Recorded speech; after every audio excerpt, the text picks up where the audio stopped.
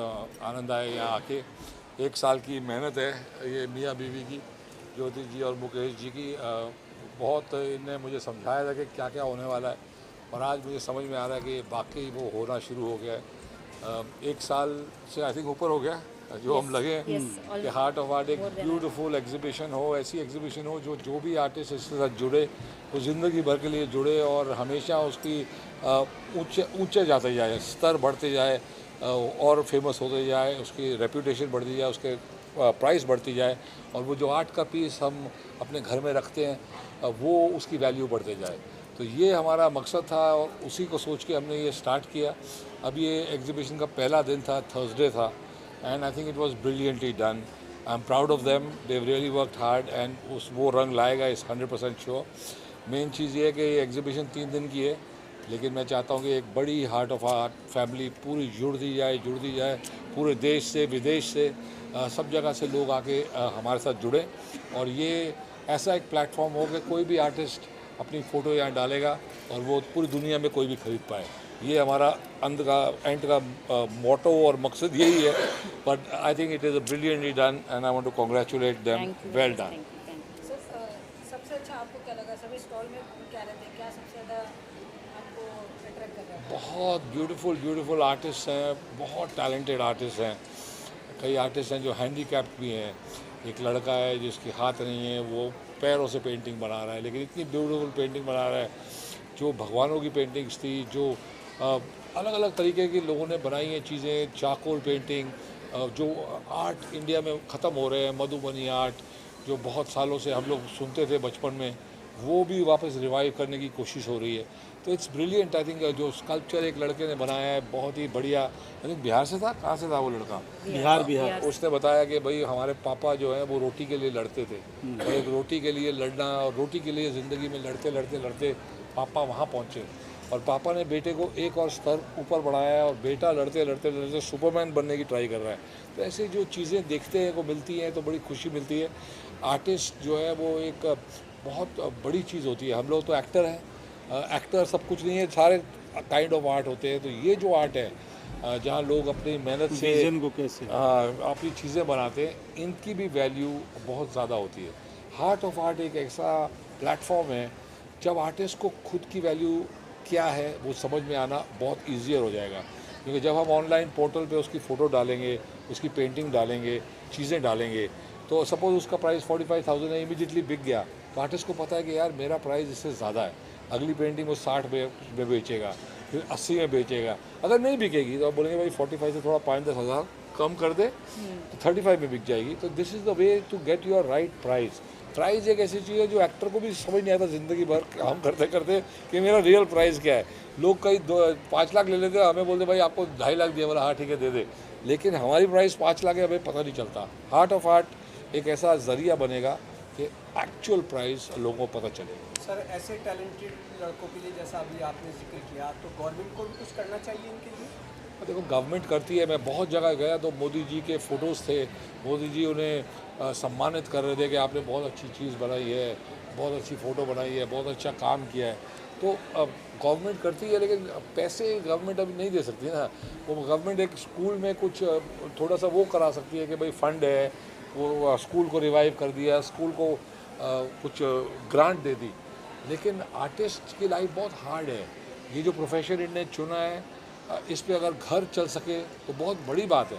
अब मैंने 5 साल की बच्ची देखी है, 5 साल की बच्ची आर्ट बना के बेचारी हार्ट ऑफ आर्ट में आके उसने अपना एग्जीबिशन में डाला है।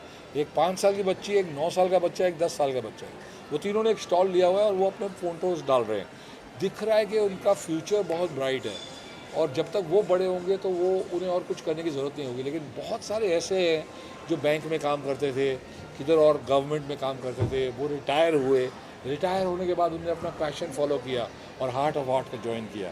तो उन्हें एक मौका मिल रहा है कि एंड ऑफ देयर लाइफ जो मतलब जो पहले यंग एज में तो कर नहीं पाए, क्योंकि पता है ये हमारा घर नहीं चला पाएगा, पर वो गलत है।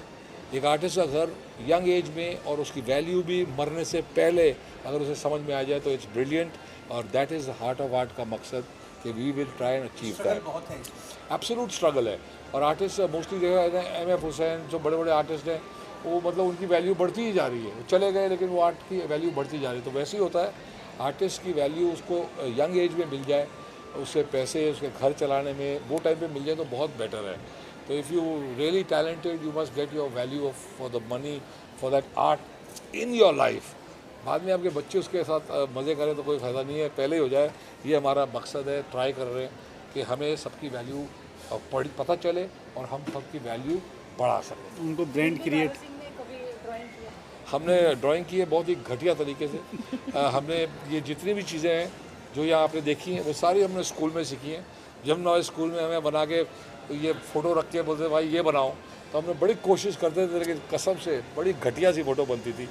और ये जो मधुबनी आर्ट है ये भी हमने सीखा है स्कूल में, तो इसीलिए हमें पता है कि इनकी कदर होनी चाहिए और इनकी वैल्यू क्या है। क्योंकि मेरी मम्मी को बहुत शौक़ था, रोज़ शुरू हो जाती थी पेंटिंग करने, बोला हाय हाय मैं बेचांगी पेंटिंग, लेकिन कोई बेच नहीं पाए।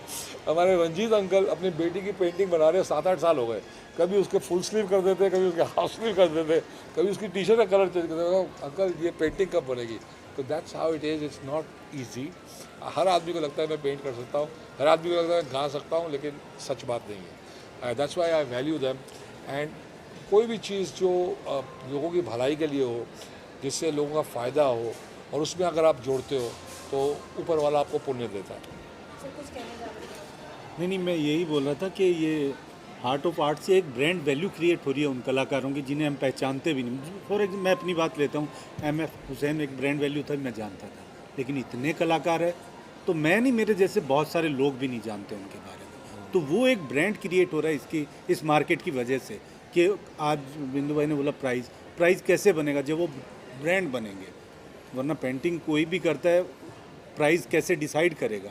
आज ये मेरा ब्रांड है, मेरी ये प्राइस है, ये शाहरुख खान है, ये राजन मोदी है, दोनों की प्राइस अलग है, दोनों एक्टिंग करते हैं। तो वो ब्रांड वैल्यू जो बन रही है वो आर्ट की वजह जो से इनके थॉट्स है बिहाइंड दिस वेंचर जो ये कर रहे हैं, they are brilliant. I think Jyoti आपको भी कुछ बताना चाहिए, सही या आपका क्या प्लान है? ज्योति जी किस तरीके से सारे लोगों को एक मंच पे लेके आए आप? कितना इजी था या कठिन था ये सारी चीज़ें? चैलेंजेस तो बहुत सारे थे।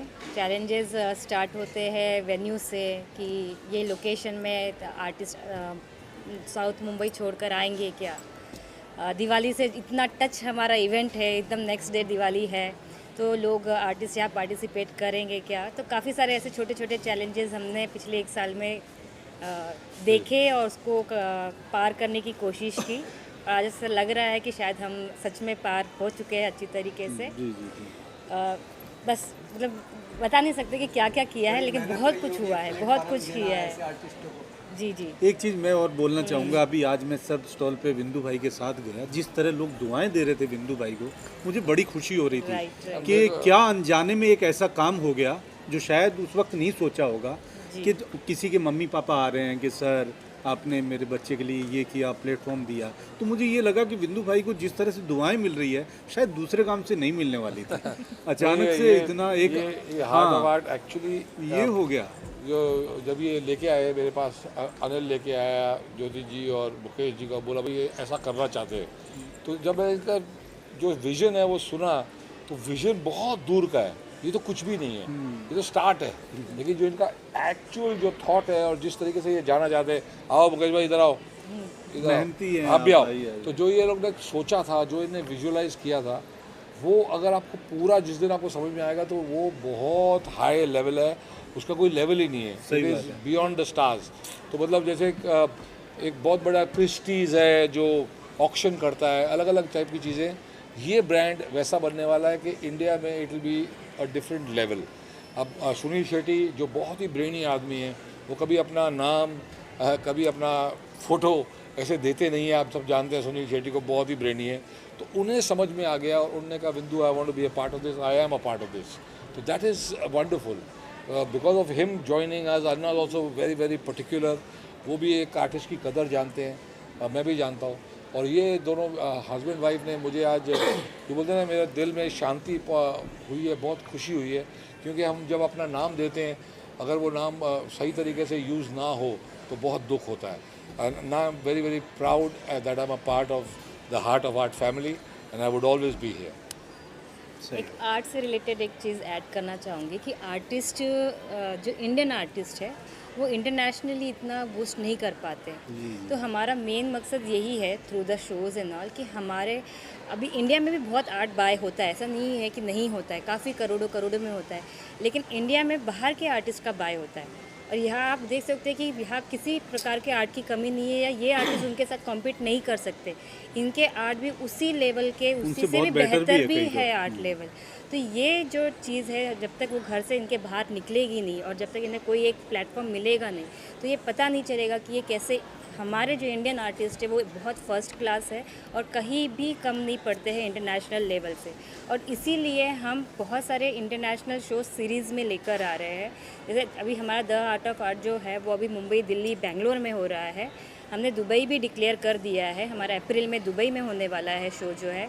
इसके बाद में हम एक और इंटरनेशनल वेन्यू लेंगे, फिर एक और इंटरनेशनल वेन्यू लेंगे, ताकि जब हम छोटे छोटे शोज़ इंडिया में करेंगे और इसमें जो क्रीम जो छन कर निकलेगा उसको इंटरनेशनल प्लेटफॉर्म देंगे, ताकि इंटरनेशनली आर्ट इंडिया का सेल हो, ना कि इंडियन जो है जाके इंटरनेशनल आर्ट खरीद के ले आए।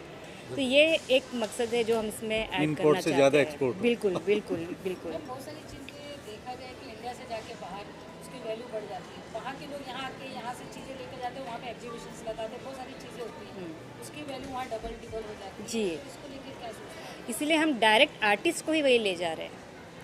यहाँ से आर्टिस्ट खुद अपना आर्ट लेकर जा रहा है, तो उसे वही वैल्यू मिलेगी जो उसके आर्ट की है, ना कि कोई बीच में मीडिएटर होगा कि उसने यहाँ से परचेज़ की, और क्योंकि उनको मार्केट ही नहीं पता होता है। अगर हमारे साथ में आर्टिस्ट 2, 3, 4 शो करेगा तो उसे अपने आप इंटरनेशनल मार्केट पता चल जाएगा और उससे पता चलेगा कि मेरी इंटरनेशनल वैल्यू क्या है, और वो उसकी मतलब एक